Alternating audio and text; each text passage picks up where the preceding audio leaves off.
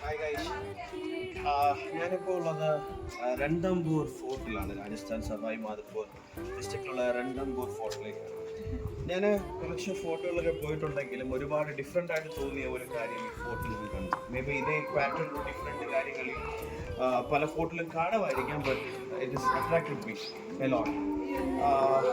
ഞാൻ പറയാൻ വരുന്ന കാര്യം, ബൈബിളിൽ വാക്യമുണ്ട്, സങ്കീർത്തനങ്ങളുടെ പുസ്തകത്തിൽ യഹോവ എൻ്റെ കോട്ടയും എൻ്റെ രക്ഷകനും എൻ്റെ ദൈവവും ഞാൻ ശരണമാക്കുന്ന എൻ്റെ പാറയും എന്ന് പറഞ്ഞ് ഒരു വാക്യം കാണാൻ സാധിക്കുന്നുണ്ട്.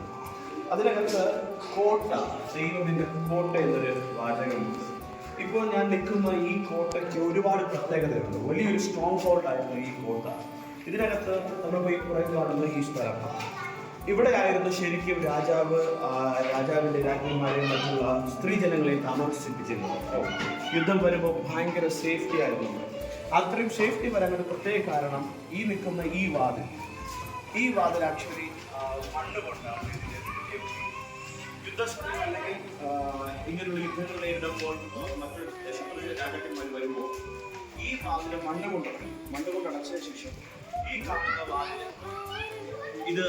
തുറന്നിട്ടേക്കും. അപ്പോൾ ഈ വാതിലിന് ശേഷം മുഴുവനും വലിയ വനാന്തരമാണ്.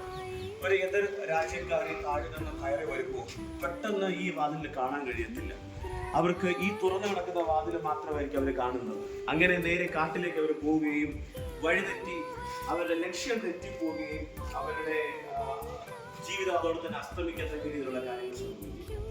സോ നമ്മുടെ ദൈവം നമുക്കൊരു കോട്ടയാണ്. അത് എത്ര തന്നെ ശത്രുവിൻ്റെ ശക്തി എഴുന്നേറ്റ് വന്നാലും ഒരുപക്ഷെ അത് നിങ്ങളുടെ ജീവിതത്തിൽ നടത്തുള്ള നിങ്ങളുടെ പ്രോബ്ലംസ് ആയിരിക്കാം, മേ ബി നിങ്ങളുടെ ഫിസിക്കൽ ഇഷ്യൂസ് ആയിരിക്കാം.